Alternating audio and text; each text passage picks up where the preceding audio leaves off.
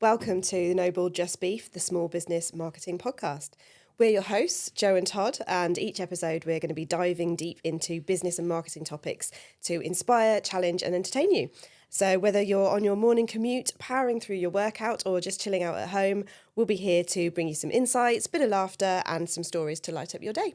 So plug in, kick back, and let's explore the fascinating world of small business marketing together. So, Todd, we're going to be talking about AI today. Yeah, I'm just slightly concerned that people are listening to this on a treadmill. Sorry about that. I hope it's motivational. Is that not what you do? No. Well, actually, I did this morning. Stairmaster? Yeah, Stairmaster. I suppose so. If you're on the Stairmaster, keep going. Don't quit 2 minutes early like I did this morning.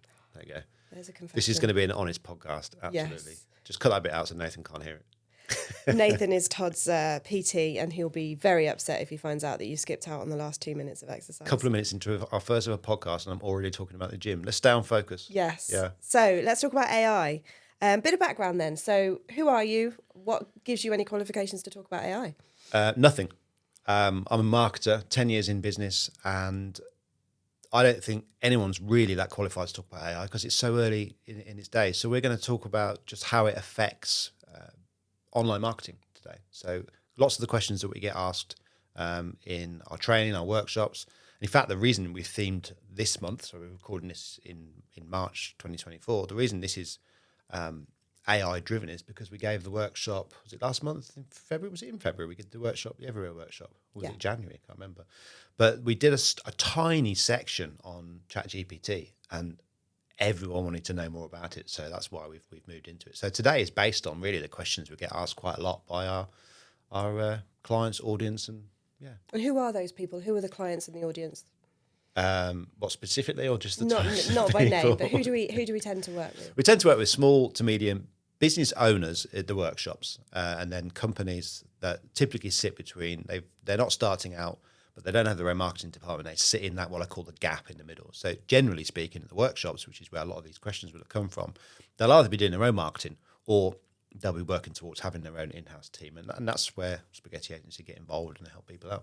Okay, so what about ChatGPT then? Because I hear people say, it doesn't matter what I put in, whatever comes out, it always sounds like a robot. It sounds, very unnatural. And obviously we're all about authenticity. So what's going on there? Yeah, and that's why initially I was, to be completely honest, totally against AI.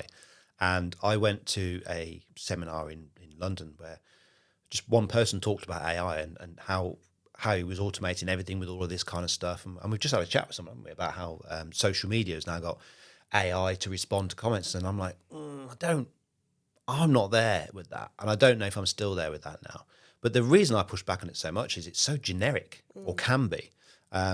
But the thing about AI, artificial intelligence, machine learning, is it gets better the more you use it. And I think if you use anything out of the box in terms of AI, it's going to be a little bit generic when it comes out of the box. Like I remember the first time I downloaded the TikTok app and it was just full of young ladies dancing. And I just assumed that's what TikTok was. It's just that that's how it comes out of the box. The moment you start watching different videos, it changes. And now, for obvious reasons. Older ladies dancing. No, it's full of gym bros and ladies dancing in gyms. It's just slightly different now. You've got a particular favourite of a lady who skips, haven't you? She's very athletic. She's very good. You can learn a lot on a fitness level from her. I've learned a lot on a content creation view from her as well. Very good excuse. Well done. But the more you watch, the more you get. So with AI, if you're invested in using it and you train your AI and you work with your AI tools, they will get better over time. And also AI itself will get better over time. So it's constantly improving all the time. Like we saw a leak yesterday about ChatGPT 4.5 and how much faster and how much better that's going to be. I mean, even the version of ChatGPT we currently use is so much better than that first version that came out. Now that we can use data and spreadsheets and PDFs, and I'm sure we'll get into all that in a minute, but it's it can be generic when it first comes out for sure, because it's most things are generic. The work with AI is to work with it and get it to understand who you are. And can you tell when people are using AI on their LinkedIn posts? Because I certainly can. Yeah, I think, but that's the generic out of the box thing. Like you go to Bard or ChatGPT and you just say, hey, create me 10 LinkedIn posts on nutrition, right? And it will just create you what it sees as the most popular types of content. So if everyone searches that, everyone's going to get the same responses. If you just say to it, give me 10 posts about nutrition, it's going to scour the internet. ChatGPT will use Bing, and it will get the top ranking content, posts and stuff. And everyone's going to get fairly similar results. So the way it creates the content, the language it uses, and the results it's drawing that information from, they're all going to look fairly similar. And that's where that kind of generic AI content comes from. And that's definitely something to avoid. So I don't know whether I can tell, like a really good guy in a body shop could tell if it had been poorly machine polished or something. I don't know if I can definitely tell, but I mean, Nicole in our team will always say if it's got rocket emojis on it, it's definitely been created by ChatGPT. So I don't think it's an issue whether people can tell it's been written by AI. I think it's an issue if it doesn't sound like you. Yeah. And why is that important to the authenticity piece? Why is that so significant? I mean, why is it important to us? We're all about being authentic. Why is it important to people listening or watching this? It's because authenticity is so important. And I think in the dawn of AI, which is where we are, with this new tool that everyone's playing with, learning and looking at, I think the real opportunity will be those that become even more authentic than they are already, which is why we're doubling down on stuff. I was saying to you in the car on the way here, like this podcast would be so much better if we trained deepfake video to replicate us, trained the language models to talk like us, and then injected it with amazing content and just recorded it all deepfake video. So why aren't we doing that? Would I be able to have bigger boobs? I mean, I've just changed my whole opinion on AI. Probably. But people don't want that. People don't want. Some of us do. I mean, in real life, they want bigger boobs, Yeah. but they don't want to watch. I mean, I actually watched a lady with big boobs the other day on the internet. It should be a shock to you. Huge It's all coming out. Wow. And it was totally AI created. It was a catwalk model. And it said, can you tell if this is AI or not? And honestly, if they hadn't have said, can you tell if this is AI, the way the material of the dress moved, the hair, the way the model at the end of the AI model looked at the audience and turned, it was like, it's exactly the same as a model because it's been trained on a human being. So we could create an AI deepfake video podcast, but people don't want that because the moment they find out it's not real, I think there's this huge distrust in the content creators themselves. And that's why I believe that AI should be part of your marketing, but it shouldn't be all of your marketing.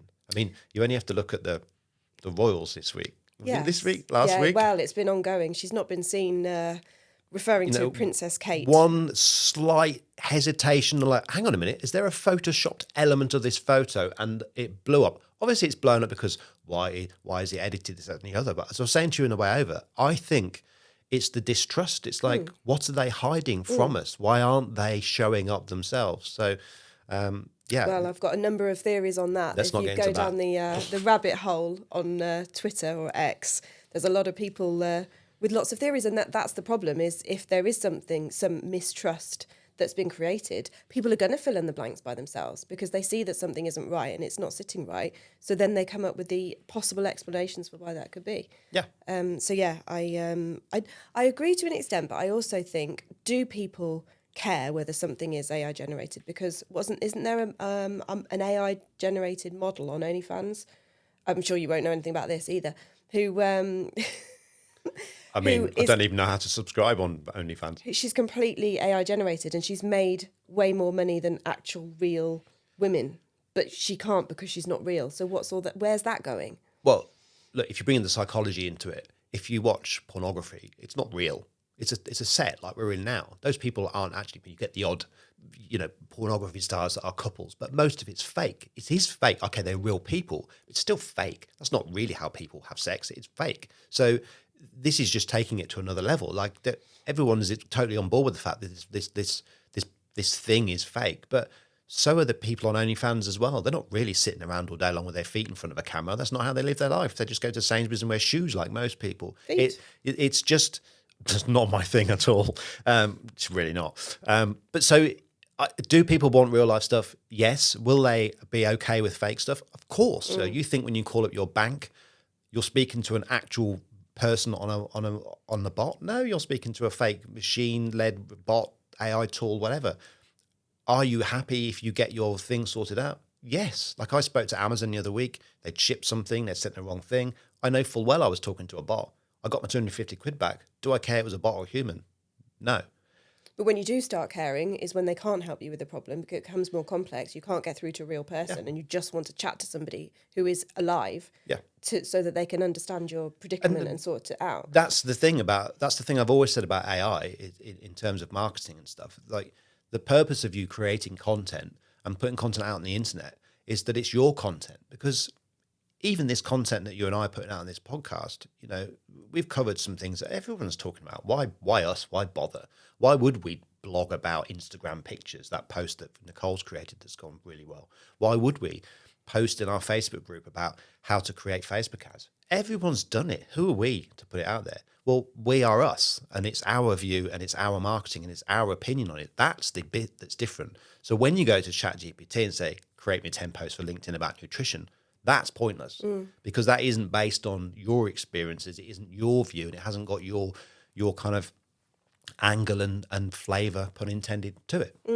So do you think that tools like ChatGPT mean that we are not going to need marketing people again at some point in the future? No. I think tools like ChatGPT will help marketers become better marketers, because in every single business in the world and in every single marketing agency in the world, there are things that human beings are doing that aren't really they're not really adding much value to it. It's the end bit they're adding value to it. So we use ChatGPT and we use Canva and we use Planable and LinkedIn. They've all got AI tools built into them, and we do use those AI tools to help us get to a point where we are needed faster, because most of the early foundational stuff that we use AI for, that just takes us a long time, and AI can do that bit really, really quickly. It's the bit after it that where we add the human value to. We just want to get there quicker. So initially my answer to that question would have been, yes, we're all doomed. Oh my God, I'm going to go back to driving a van. Now it's like, actually AI is there to make us more efficient and remove a lot of the jobs that we would have outsourced. If I was a VA right now, I'd probably be more concerned, because virtual assistants do lots of administrative jobs. Say that again? Administrative jobs. They do lots of jobs that involve admin, and a lot of what they do can definitely be automated. I was looking at our systems and processes yesterday, and we'll probably get to that in another podcast, but we've automated so much of our stuff now. And even within our accounts package and the way we upload receipts, it's learning how we upload stuff. It knows things so quickly. I'm like, you just know that logo now. That's how you've done that. So there's so many things that AI will speed up, and there will be jobs. Like it's Gary Vaynerchuk that says people were scared of the tractor because all farm workers got the sack. But now those farm workers have just got different jobs. That's what AI is. That's his thing. So full credit to him on that. It makes a lot of sense. AI is a new tractor. It will remove a lot of people's jobs, but it will create more jobs as well. So we were talking about the role that AI plays in our content creation process. Do you want to just talk through how we're using it at the moment? Yeah, so it's like a sandwich. So we create content for clients. So we create blog articles, social media content, videos, eventually podcasts, I'm assuming. And we've got email marketing and things as well.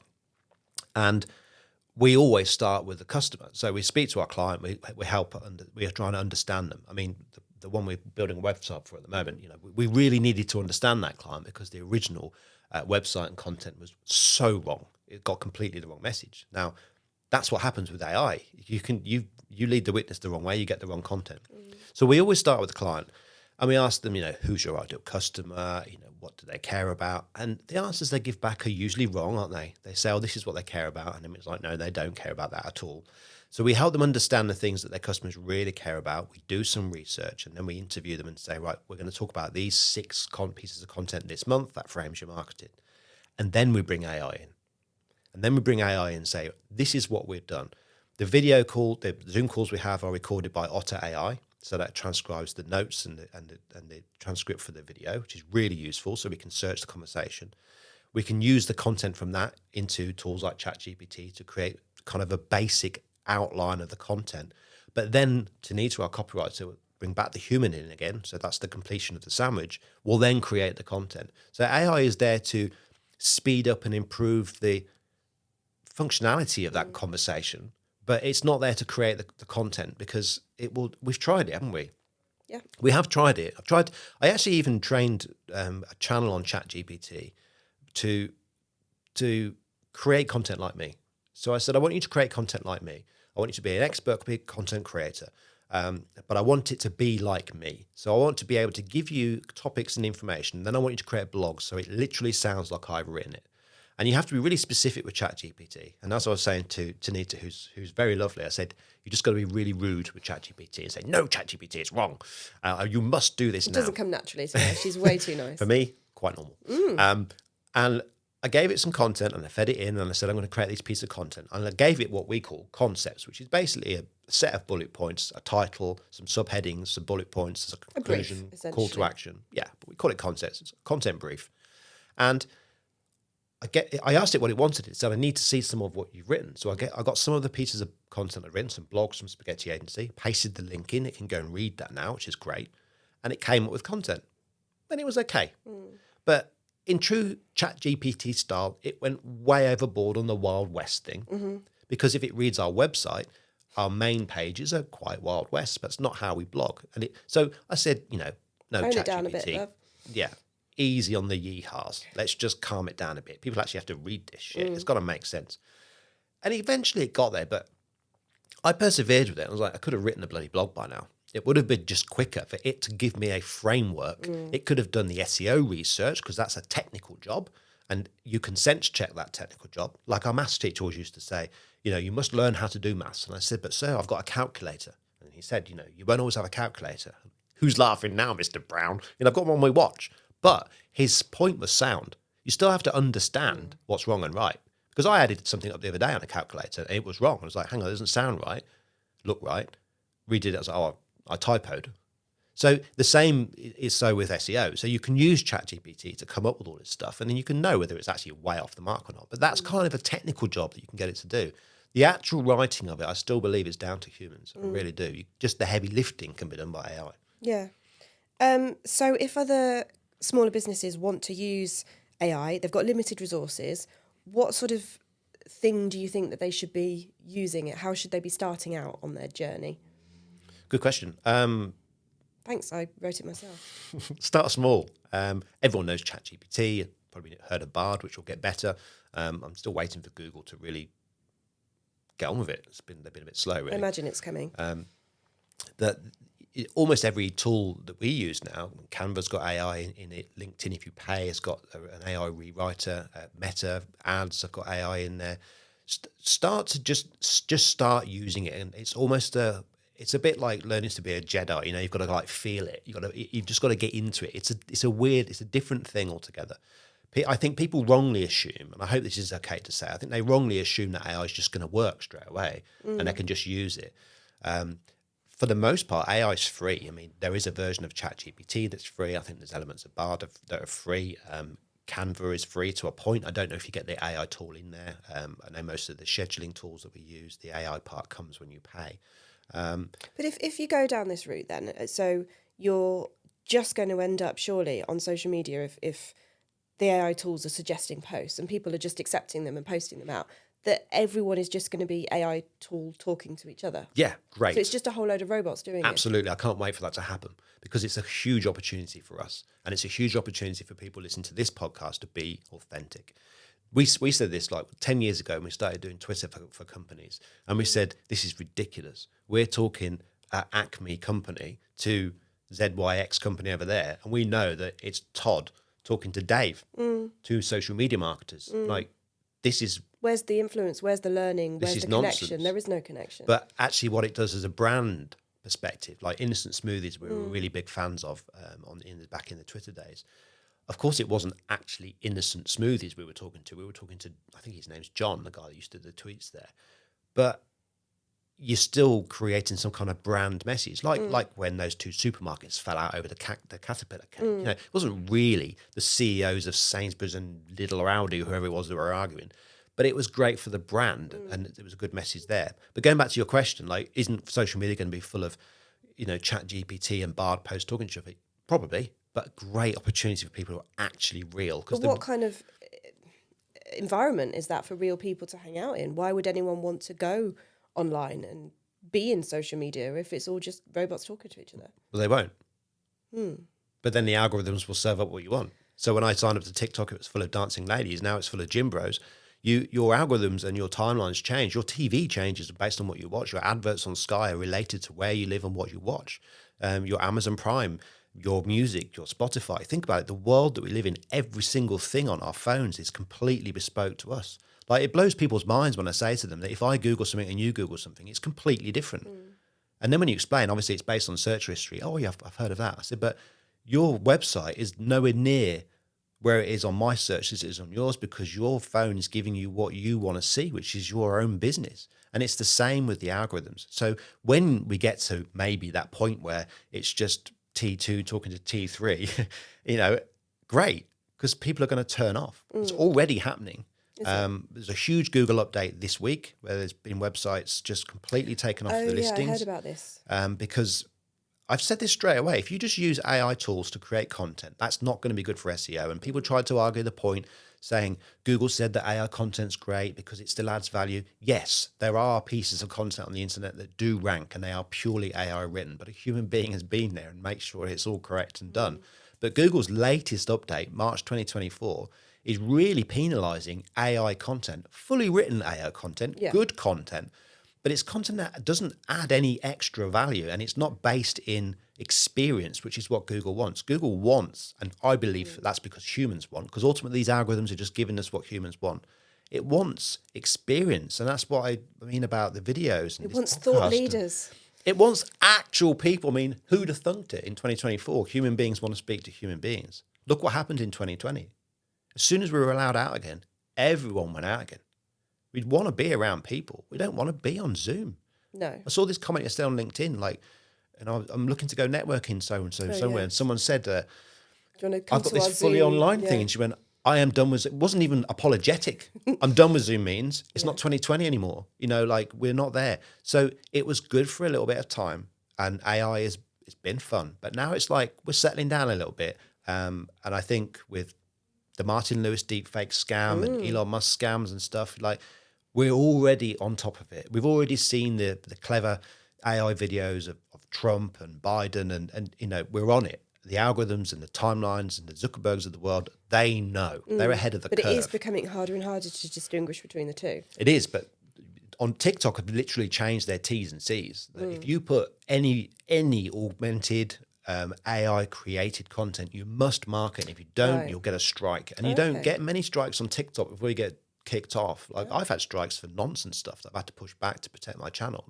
Just words I've said on comments and stuff. I hope your skipping lady with a nice bum doesn't get kicked off. No, I hope she doesn't. I've forgotten her name. I don't think you care about her name. No, but I do. That would be a shame. Anyway. Can't remember her name. So you talk to businesses, obviously, about AI. Obviously, we speak to a lot of small businesses. What's one piece of advice that you constantly find yourself giving to small businesses about AI? Don't fight it. Okay. Because I, for one, welcome our robot overlords. It's coming. Will robots eventually take over the world? It's highly possible. If you listen to people like Mo Gaudat, Elon Musk, very much saying, slowly F down, this is going wrong, this is too quick, too soon, people aren't keeping up. The older generation still not caught onto the fact that cash is disappearing and that internet banking is now that's what happens. Banks are turning into coffee shops because that's what people want now. They're not catching up, and the internet's been around quite a long time. AI is going to move very, very fast, and if you don't keep up with it, you will get eaten up and you'll get left behind. Because I don't believe that XYZ company will be beaten by ABC company, because ABC company's content is all completely written by AI. But I do believe that ABC company will embrace AI, speed up their production, get more efficient, and then enable the human beings to spend 80% of their time adding the human being value that everyone else wants to see. And meanwhile, XYZ company is like, no, AI is just ridiculous, and it's not going to use it. You think they'll be left behind? Someone asked a question. I went to a seminar and there was an AI expert there, and she. I think she advises to governments and things as well. It's like she was very, very, very. So when you said at the beginning, what what qualifies me to speak about it. Absolutely nothing. You should get her sat here. But someone asked her the question. He was probably left-leaning in his politics, should we say. And he said, I completely push back on AI. I believe if we use AI, it's going to beat us. Terminator 2's come in, Skynet, etc. And that's what he was. And he said, look, I don't want to be part of it. And his morals and values, which are to be respected. And he said, I'm just not going to use it. What do you think? And she said, I think you'll be left behind.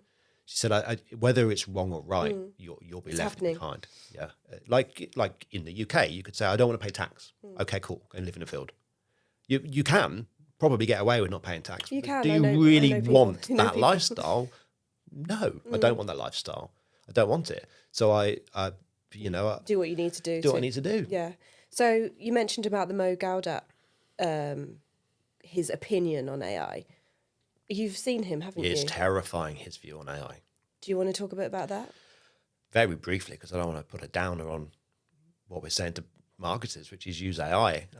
His view isn't about marketing, of course. His view is more about the weaponization of it and how huge countries could and probably already are. I mean, you only have to look at, there's an election in the US at the moment going on, isn't there? Not yet, but the ramp up of it's going on. Yeah, it's coming. Yeah. And, lots of people think Trump will get back in.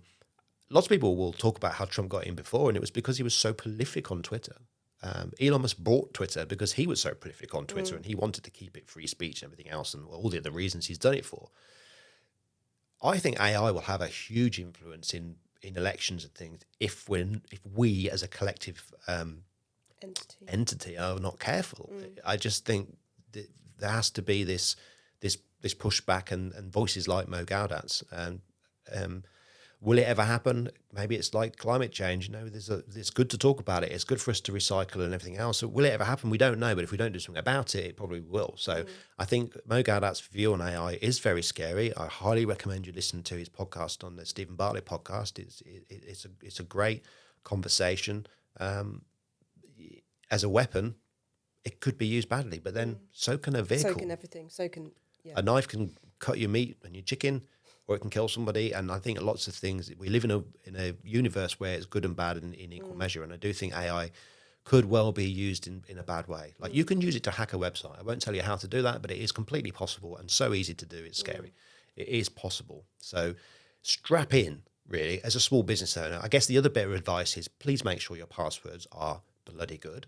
This was my next question. What should we be careful about in terms of using AI and the fact that it is now around us all the time? There's two answers to that question. One of them is please don't give AI all of the deep and meaningfuls from your business. Like people who upload their profit and loss spreadsheets into AI and the other things that they're doing have to be reprimanded. Don't do that. Don't give away your secret information. The other thing is that the cybersecurity world is already being blown up by AI because it's always been easy to use automation and tech to hack a website. We had a client years ago, we weren't looking after their website, I should say, and they got hacked. And it was on the 3,007th time of trying that this website was hacked. And it was literally because they had a WordPress website and their username was admin, which is you may as well just have password 123. Half the key is there. And then this tool, this Russian bot, just hit it for 3,007 times. Automation. It's not someone in Russia. It's not Vladimir sat there in his house. It's not the case. Hello to Vladimir if you're listening. It's not the case. It's a robot. Now, AI will be far quicker. AI will do what it's doing for humans in marketing. It'll cut out all the point. Let's not do any of this stuff. Let's go here first. It'll get there quicker. It'll learn quicker. It'll understand it. And it'll also find the vulnerabilities and create backdoor entry to websites. And that's just websites. The social engineering side of things is even scarier. So most people think that email, the challenge to emails is getting a dodgy dodgy attachment. Don't click an attachment, an email from someone you don't get. Fine. I get lots of emails from you, by the way, asking me to send money to other companies and countries. Yeah, not me. It's not you. If I was asking you to send money anywhere, I didn't know you had a Hotmail or a Gmail. But the social engineering will be really, really quick because if someone gets into your Outlook account and plants an AI tool in there to just monitor how you speak to people, the language you use, who you speak to, when you speak to them. You can think of every single data point. AI will do it in seconds. If you've never used ChatGPT, go to ChatGPT and just ask it to write you a book, and you'll see how fast it will write that book, and you will realize the speed of AI. Now put that speed and effortless hacking into your inbox to socially engineer and understand how you speak and who you speak to. And we're in big trouble if that happens, because, and it is happening already, it gets into your inbox and it starts asking people, simple example, it will say, hey, David, sorry to say this, but I've sent you an invoice with the wrong payment details on. These are our new payment details, let me know. But it will use your exact language. Right. And we know a client that happened to. Now, that happened to them with a human being, and it took them a long time. AI will be quicker, and it will be very silent. It will have no morals. Behind the scenes, obviously, it's not AI, by the way. It's a human being using AI as a weapon. But that's the danger world of it. But in the meantime, let's just create some great blogs, Joe. Let's create some money out of it instead. Let's make money before the robots come and kill us all. I don't actually think that's going to happen. It's going to be fine, because every time I speak to ChatGPT, I always say please and thank you. Yeah, I'm screwed because I'm fucking rude to ChatGPT. I'm like, not no, surprised ChatGPT, at all. it's wrong. I mean, I do get a little bit frustrated when it keeps putting the Zs in, and I'm like, no, we talked about this. UK English. Definitely American. Take the Zs out. We are not in America. And it goes, okay, Joe, sure, here you go. And then Z, Z, Z, Z, Z. So, you know, we get on most of the time. But no, generally, they're going to be fine with me because we get on. They'll be fine with me because I am their leader. And I'm also promoting that they're such a great entity in our force. Yes. So We're talking about them again. We're humanising the robots. Well, it's a dangerous path to go down, isn't it? I agree. But I also say, and it's not a but to say, I disagree with what you just said. And also, being polite with your AI tools and treating it like a human being changes your mindset around it and means that you do actually have a conversation with it. So I've created the whole of 2024's marketing for Spaghetti Agency, from podcasts to webinars to workshops, by spending 2 hours talking to ChatGPT. ChatGPT didn't give me the ideas for it. It was there so someone could talk to me. I needed someone, but also because, as you know full well, I like to talk. I don't want someone to interrupt me. ChatGPT never interrupts me. It's the perfect partner. I'm actually on board with this kind of OnlyFans sex bot thing. I'm like, it's fucking brilliant. So I can just talk to ChatGPT and go bang, bang, bang, bang, bang, bang. And then when I want its opinion, I can ask for its opinion. So it's actually really, really helped me create a year's worth of content.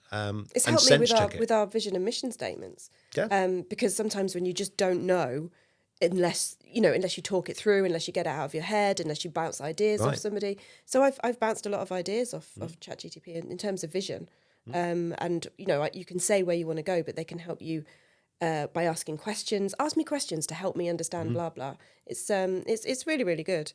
Okay, so on that note, what simple and effective ways have you used AI? Do you know one of the best ways? It's an exciting story. I don't think it's one of the best ways, but I realised that ChatGPT 4, are we on now? Accepts data. Now, be careful what data you put into it. Please don't put your bank statements in there, right? Be sensible. Let's just be sensible with AI, right? Let's pretend it's the enemy. Okay? Let's just be kind to it. The thing in a hostage situation, you're just going to be polite to the person asking. Let's think of it like that. But you can upload content, you can upload documents, Word documents, and you can also upload spreadsheets. And I thought, I wonder if I download all of my TikTok data, just the text and the captions and the wording and the comments and the likes and all that kind of stuff, and I give it to ChatGPT and say, here's all of my TikTok data. I want you to create me 10 concepts for videos based on the ones that have performed the best around this particular topic. And I want you to tell me why you've chosen these things and exactly what the framework for it, not what I'm going to say, but the framework for it. I want you to suggest hashtags, times that I post it, and a couple of other things to improve engagement, this, that, and the other. Not only did it give me all of that and some great ideas, it then went a step further and gave me a whole campaign to do, which I ran in January for Dry January, because it suggested that was a really good time to do it. So I posted every day in January. I earned £70 from the creator. Wow. Whoa. Steady Bought on. some protein powder with that. But it generated a lot more interest on my channel based on data. So But it was still you doing the talking. absolutely, yeah. But Yeah, I obviously.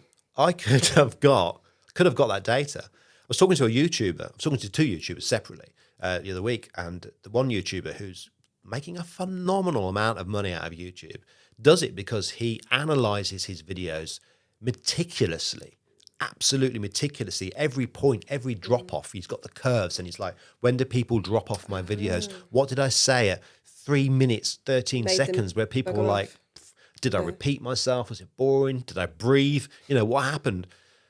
And he's doing all that manually. But you can just do it with ChatGPT, and that's just a basic tool. Let's be fair, we're talking about ChatGPT a lot. That's just a play tool of AI. We're not seeing real AI. There's cars out there driving themselves. There's a lot more out there. But you can run that data, run it in, train it, tell it with data, with your content already, and then ask it to create better or just the same but different content. And so I really like that element of it, because that goes full circle back to what we said at the start, in that, does all content sound the same? Yes, if you use it out of the box. But if you understand that AI is just like it's more intelligent than Einstein. It's beating Einstein now in terms of IQ. The intelligence of AI is going to overtake all of humanity by 2040, I think they said. But probably sooner. I mean, when you consider it's teaching itself, Google's done this for years. The machine learning in Google trains itself. Meta does the same thing. When I speak to representatives of Meta, they don't know everything about Meta. Meta don't understand how your phone is listening to you. The engineers don't understand. I heard this on a podcast recently. They don't understand how it's so good because it's trained itself. So AI is training itself all the time. So it's such a great tool, but it will be so quickly better. It will get better faster and faster and faster. But if you train it with your own stuff, your brand values, if you've got a tone of voice document, put it in there and say, this is my tone of voice. And then ask it to repeat back. Always ask it, can you explain to me what this, what you've got from this? Tell me who I am. If I was to write this, what would you say? But then, like you were saying just now, you're using it and you're like, yeah, that. Sometimes it'll say something, you'd be like, that's rubbish, but it's given me an idea.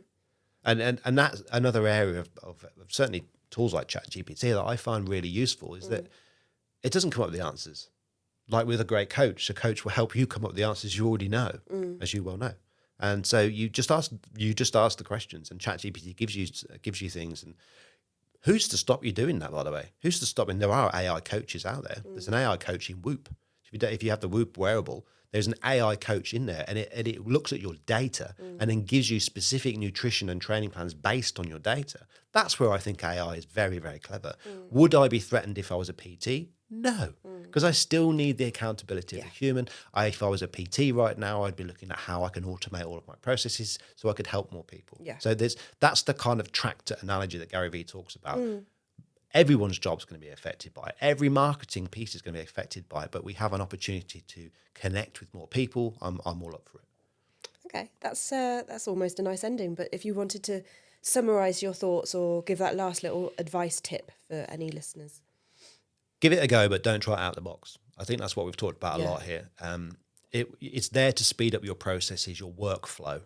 Use it in your workflow. I'm fairly obsessed, my team will agree with this, in improving systems and processes. If you can automate it and if you can use AI to speed it up, great. But please don't let it replace human beings. If your competition do, good news. I believe humans are going to be looking for humans more so now. They just are. TikTok, Google, they're not anti-AI, but they are pulling AI content down. They don't want it there. They know that human beings want it. And they're basing it off data. Google and TikTok don't care about human beings. They don't care what we think. No, they care about They themselves. care about money. Yeah. They're a business, and there's nothing wrong with that. They are giving human beings what they want. What do human beings want? They want what they stick on, not what they scroll past. And if we're scrolling past AI-generated videos, AI-generated rocket emoji LinkedIn posts, the algorithm's going to go, we don't want this. Yeah, 100%. We're going to boost the real life stuff. And I think that's always been the case. Yeah. So use it as a foundation, use it to help it, use it as a business partner, a coach, someone to talk to, use it for when you're stuck and you've got the blank page of doom, inspirations, but please don't use it 100% and don't rely on it, because that's not going to be a good end game. Okay. So if people want to talk to you, where would they find you? Spaghetti Agency, you can find us, just go to Spaghetti Agency. We've got all of our social media links at the bottom. So if you're on Instagram, LinkedIn, I think we've got a TikTok on there now, YouTube, and obviously feel free to subscribe to this podcast because we'll be coming every month now. Yes. Do you know what we're doing next time? I have no idea. Oh, we should really pitch that. We'll get better at this in the second episode. If you've got any questions for Todd, you can find him. Just email howdy@spaghettiagency.co.uk. Any specific questions about it, or if you're wondering how it might apply to you, and he'll be able to help you. So thank you very much for staying with us, and we'll see you again next month. Cheers.